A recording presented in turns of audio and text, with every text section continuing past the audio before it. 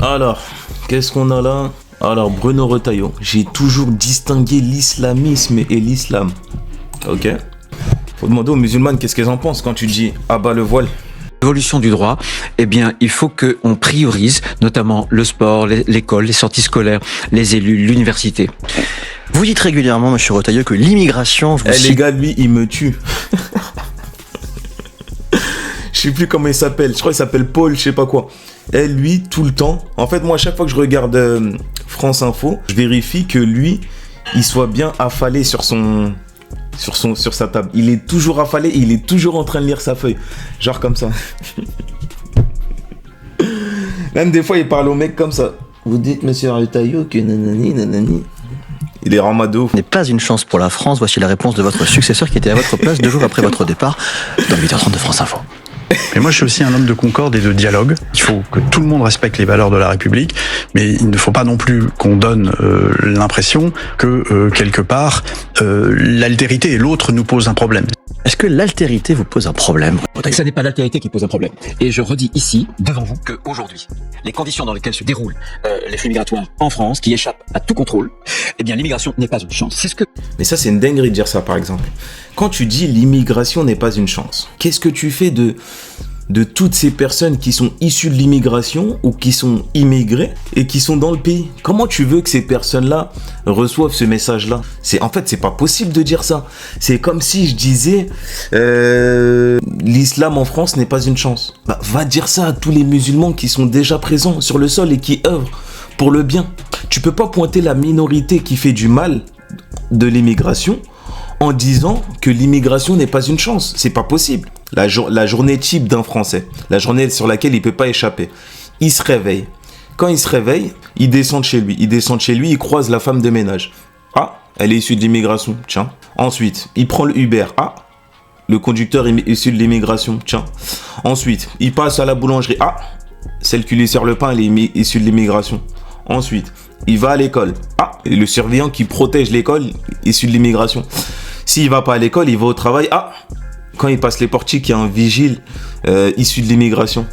Ensuite, il croise sur la route un éboueur qui veille au nettoyage de la ville. Ah, éboueur issu de l'immigration. Ensuite, quand il est à l'école, il va à la cantine. Ah, il est servi par quelqu'un d'issu de l'immigration. S'il est au travail, il va dans un restaurant. Ah, un serveur issu de l'immigration l'a servi. En fait, c'est vraiment pour dire que c'est partout. Et une fois de plus, hein, c'est pas pour opposer les gens de l'immigration et les blancs de souche. Pas du tout, loin de là. Si vous me connaissez, vous savez que je suis pas dans ça du tout. Mais dire que l'immigration n'est pas une chance, pour moi, c'est à part entretenir une division, je vois pas à quoi ça sert. Pointe directement les méfaits. Pointe directement les méfaits dus à l'immigration. Et assure-toi derrière que le message ne va pas être mal compris et ne va pas être mal pris justement par les gens de l'immigration. Moi, je suis homme politique. Ma première préoccupation quand je lance ce genre d'anathème, c'est de m'assurer que derrière, les gens de l'immigration soient pas stigmatisés ou soient pas frustrés ou soient pas choqués par ce que je dis. De la même manière que quand je dis abat le voile. Si je dis abat le voile, ma première préoccupation, ce sera de veiller à ce que les femmes musulmanes aient bien compris le message. Tu dis que tu parles des islamistes, c'est ça. Assure-toi bien que ça a été bien compris. Le problème, c'est que ça n'a pas été bien compris. On l'a tous pris pour nous. Ah bah le voile, les musulmans, ils l'ont tous pris pour eux. Et c'est ça le problème avec les hommes politiques. Bien évidemment, on sait que c'est voulu quand ils font ça. Parce que quand ils font ça, il y a un message derrière. Il y a une volonté de draguer les électeurs du RN. On le sait, on va pas être naïf. C'est peut-être pour ça qu'il y a une volonté de ne pas préciser ses propos. Parce que si tu précises tes propos et si tu fais de la nuance, peut-être que tu perds un peu d'électeurs du RN. Tu seras pas bien vu justement par cette partie de la population, par tous ces fachos. Et ça, c'est très dangereux. C'est très dangereux. Vive d'ailleurs, c'est ce que voit. Et là, j'ai dit tout ça sans parler de tous ceux qui contribuent au rayonnement de la France, hein, au rayonnement culturel, sportif, les Mbappé, les Teddy Riner, dans la musique aussi. On a des gens brillants. Ah oui, oh là là, on a des gens brillants dans la médecine. Vous allez dans un hôpital, tous les noms rebeux que vous voyez. Franchement, dire que l'immigration n'est pas une chance, franchement, à part vouloir diviser les Français, j'arrive pas à voir l'utilité de dire ça. Franchement, j'arrive pas à voir l'utilité. Français. Et nous Et bien évidemment, malheureusement, t'as tous ceux derrière qui vont suivre. En commentaire, vous allez avoir des gens, il a raison, l'immigration n'est pas une chance. Et ces gens-là, ils vont se baser sur la même chose. Et je vous assure, hein, ces mêmes gens-là, dans leur ville, quand ils vont au match de leur ville, je vous donne un exemple, Angers, Bordeaux, Bordeaux ça existe même plus, Angers, Montpellier, ces gens-là, ils vont acclamer des joueurs de football issus de l'immigration. C'est ça le pire, c'est ça le syndrome de fou. Le défenseur central, ça va être un Renoir ou un Rebeu. L'attaquant, Renoir ou Rebeu. Parce que les Français de souche, les Blancs de souche sont une minorité dans les clubs maintenant. Parlions il y a quelques instants d'une forme d'assimilation, d'intégration, puisque nous parlions d'islamisme. Mais la question, c'est aussi une question de flux. Aujourd'hui, c'est au moins 500 000 personnes qui viennent en situation légale ou illégale. Tous les ans, on n'a plus la faculté de les accueillir. Des nouveaux... Voilà. Par contre, ce sujet, moi, je suis totalement d'accord pour en parler. Et je pense qu'il faut en parler. Je suis pas de cette gauche qui refuse à tout prix de parler d'immigration et qui veut au point de même pas la mettre dans son programme. C'est pas vrai. Il y a un problème d'immigration, il y a un problème de flux. Je pense qu'il faut gérer ça. Il y a quelque chose à faire. Bien évidemment qu'il y a quelque chose à faire. Maintenant, la question c'est, est-ce qu'on peut dire ça sans dire l'immigration n'est pas une chance ? Parce que l'immigration, dans tous les cas, c'est une chance. Quand vous faites appel aux Noirs et aux Arabes pour faire reconstruire le pays, excuse-moi, mais heureusement qu'ils sont là. Quand Napoléon rétablit l'esclavage, heureusement que ces mecs-là, ils sont là. Parce que c'est justement une main-d'œuvre sur laquelle tu peux t'appuyer et de manière limite gratuite, parce que c'est de l'esclavage, c'est de la traite. C'est de la traite négrière. Ça a toujours été une chance. En fait, le fait de compter sur un humain qui soit bien payé ou pas, ça a toujours été une chance. Pour moi, hein. C'est comme ça que je vois les choses. Ça a toujours été une chance. Ne veulent Sinon, tu le ferais pas. S'intégrer, et nous-mêmes. Et ne parlons même pas d'actuellement des matières premières qui profitent aux pays de l'Occident et non aux pays africains. Pour tous ceux qui vont dire il y a plus d'intérêt en Afrique, il y a plus d'intérêt de la France en Afrique. Et pareil pour le franc CFA qui est encore une monnaie coloniale. Hein. Mais bon, ça s'inscrit dans un autre débat. Nous sommes devenus trop faibles, et je vais vous dire pourquoi. Je pense que si on veut assimiler, si on veut intégrer, il faut croire en ce que nous sommes. Il faut proposer la France comme aimable et pas détestable ou coupable. La culture de la repentance, cette mauvaise conscience qu'on a trop souvent nourrie, nous empêche finalement d'assimiler, de faire venir à nous des jeunes qui sont parfois d'ailleurs de 2e, 3e génération ou des nouveaux venus. Et donc j'affirme que, y compris sur l'islamisme, vous ne lutterez pas contre l'islamisme si vous ne reprenez pas fermement le contrôle des flux migratoires. C'est d'abord une question de nombre. D'accord, et j'imagine que lutter contre l'islamisme, c'est ce que fait Netanyahou. Netanyahou, en tout cas, la manière dont il lutte contre l'islamisme, il ne fait qu'alimenter la haine. Et Netanyahou, moi j'annonce, hein, Netanyahou en train de planifier les prochains attentats à cause de Netanyahou, parce qu'il crée de la haine. Le fait de tuer des Palestiniens, et derrière, tu crées de la haine et dans tout l'Occident, t'exposes l'Occident à des potentiels attentats. Donc bravo, ça c'est une bonne manière de lutter contre l'islamisme, c'est bien. Et pour en revenir à la France, pareil. Hein. Pour moi, la meilleure manière de lutter contre l'immigration, vous allez me dire, hein, je sais pas, peut-être que je suis trop naïf. Pour moi, la solution, elle est très très simple. D'ailleurs, moi-même, en vérité, je suis contre l'immigration. Je suis contre l'immigration clandestine. Il suffit de s'attaquer au robinet. Comment tu t'attaques au robinet ? Il suffit de faire en sorte, il faut enlever l'envie à cet immigré de venir en France. Comment t'enlèves l'envie à cet immigré de venir en France ? Il suffit d'améliorer les conditions du pays dans lequel il se trouve. On va donner l'exemple de la Côte d'Ivoire. Il y a quelqu'un de Côte d'Ivoire qui veut venir en France. On sait qu'il y a de l'argent qui est donné pour chacun des pays. On sait qu'il y a de l'argent qui est censé contribuer au développement qui est donné. Maintenant, on sait aussi que cet argent est corrompu, est mal versé et ne profite pas aux gens de ce pays-là. Il profite souvent à des établissements français, à des organismes français. Il profite souvent à l'État et il profite très peu à ces gens-là. Il suffit de mener une politique de développement dont l'argent profiterait vraiment, mais pour de vrai, vraiment à ces personnes-là.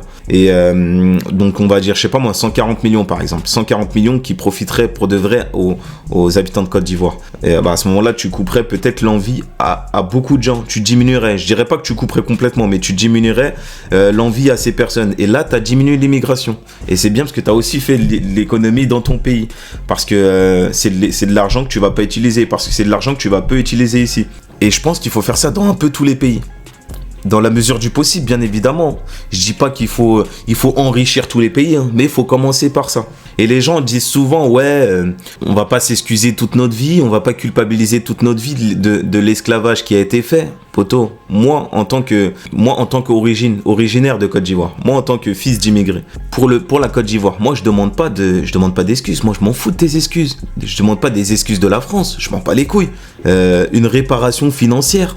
Il n'y a pas mieux qu'une réparation financière. Ça vaut mieux que tout. Ça vaut mieux qu'un milliard d'excuses. Laisse-moi la main mise sur mes matières et enlève le franc CFA. C'est tout ce que je demande. Tu vas voir s'il y aura de l'immigration. Tu vas voir si les gens ils vont. Tu vas voir si les gens ils vont continuer à venir. Tu vas voir que petit à petit, ça va se. Après, bien évidemment, ça va pas profiter à la France. Hein. Donc, c'est vrai que. N'oublions pas que l'Afrique est le continent le plus riche au monde, mais d'une puissance fois 1000, on se rend même pas compte. Les richesses de l'Afrique, elles vont nous subsister après nos morts à tous. Bref. Détention en Algérie, vous vous étiez battu pour sa libération en vain, et votre méthode a été critiquée. Écoutez ce qu'en dit le principal. C'est pareil, voilà. La méthode Boualem Sansal. En fait, ces gens-là ne veulent pas comprendre que la haine, ça fonctionne pas. Ok, vous avez beau dire que c'est l'Allemagne qui a libéré Boualem Sansal, les faits sont les faits. On a un Laurent Nunez, on a un Boualem Sansal qui est libéré lorsque Bruno Retailleau n'est plus là, lorsque c'est Laurent Nunez qui est là. C'est ça les faits en vrai, c'est ça la vérité, c'est ça qui est factuel. Bien évidemment que on va pas être naïf. L'Allemagne, il a fait son rôle, il a peut-être fait, je sais pas moi, peut-être 90% du taf. Il a peut-être fait 90% du taf, mais les faits sont les faits. Et c'est dommage. Et la méthode que Retailleau utilise, c'est la même. En fait, la méthode de la haine ne fonctionnera jamais. La haine sur de la haine. Je préfère de la diplomatie à de la haine. Il a raison sur la fermeté. Il faut être ferme, par exemple, sur la récidive de nos jeunes en France. Bien sûr qu'il faut être ferme. Mais être ferme contre un autre pays, et surtout que derrière cette fermeté, il y a énormément de haine. C'est ça le problème, tu vois. Ce serait que de la simple fermeté. La fermeté diplomatique. Moi, ça, il n'y a pas de souci. Mais Bruno Retailleau, il alimente derrière lui, il se traîne derrière lui toute une haine, un sentiment anti-algérien, à peine masqué. Et c'est vraiment ça le problème. Intéressé, invité. Et bien évidemment, on n'enlève rien à ce que Tebboune fait, on n'enlève rien à ce que le régime algérien fait. Mais ce sera jamais la bonne manière de faire de Retailleau. Du 20h de France 2 dimanche soir. On va se voir, probablement dans le jour qui vient. On s'est téléphoné, c'est mon ami. Vous considérez pas qu'il a été un obstacle à l'époque où il était ministre de l'Intérieur, à votre libération? Je pense oui, d'une certaine manière, oui. Je pense d'une certaine manière, oui, parce que il offre à l'Algérie l'occasion de rebondir sur regardez, c'est notre ennemi, il nous déteste, etc. Oui, mais avec ou sans Bruno Retailleau, ils auraient réagi de la même manière avec n'importe qui. Oui, vous avez fait être un obstacle à sa libération, dit Boualem Sansal, même s'il dit aussi que vous êtes son ami. Non. Écoutez-le bien. Il termine en disant avec ou sans Bruno Retailleau, ils auraient réagi, etc. Effectivement. Ce que je veux vous dire. dit aussi que vous avez pu être. J'ai eu une longue conversation téléphonique et nous allons nous voir très très prochainement. La parole de Boualem n'est pas libre. Voilà, ça c'est l'excuse. Ça vous ne le précisez pas. Ça c'est Il le leur dit excuse. lui-même, d'ailleurs. Et Il va jouer la carte de la censure de la parole de Boualem Sansal. Mais moi je pense que Boualem Sansal le pense. Hein. Il pense, je pense qu'il le pense vraiment. Après c'est vrai, il a raison. Boualem Sansal, il aurait dit beaucoup plus de choses. Déjà il est même pas allé sur CNews et ça s'explique peut-être par sa censure. Je pense qu'il le pense, le fait que Bruno Retailleau a été un obstacle pour lui. C'est facile de trouver cette excuse pour Bruno Retailleau, de dire que il est pas libre, c'est pour ça qu'il a dit ça. Non, t'as été un obstacle mon pote, c'est un obstacle parce que t'as fait de la surenchère, tout simplement. Et la surenchère, ça n'a jamais marché. Je comprends pas les gens. Je comprends pas comment, je sais pas moi, t'es un homme politique, t'es un homme brillant, t'es un homme politique, et comment tu peux penser que ça... Enfin non, à chaque fois j'oublie de penser que oui, c'est vrai qu'il y a un but derrière, le but de drainer les électeurs du RN. Donc c'est à cause de vous, c'est à cause de vous, chers électeurs du RN, que les gens se comportent comme ça. Vous êtes dans la surenchère. Tout le temps. Bien évidemment, est-ce que je dois mettre tous les électeurs du RN dans le même sac? Je crois pas. Mais bon, c'est vrai que quand on se réfère à X, au réseau, on a l'impression que c'est tous des racelards. Bref, c'est quoi? On va regarder les commentaires vite fait. Retailleau veut faire la chasse aux musulmans, point à la ligne. Il faut appeler un chat un chat. Il sera vite oublié car ce gars a profité de l'État pour s'attaquer aux musulmans de France. Pour moi, c'est le pire de ces 10 dernières années en opportunisme politique. Non, je pense qu'il est derrière Laurent Wauquiez, moi. Il ne pourra rien apporter à ce pays et sincèrement, il n'a jamais été utile à la France à l'extérieur. À vite oublier. Il est fort en lapsus, monsieur Retailleau. Assimi, intégration, etc. Il n'en est pas à son premier coup d'essai et ce n'est pas anodin. Ah, celui-là, il adore le couscous. Il s'est attaqué à l'Algérie sans rien régler.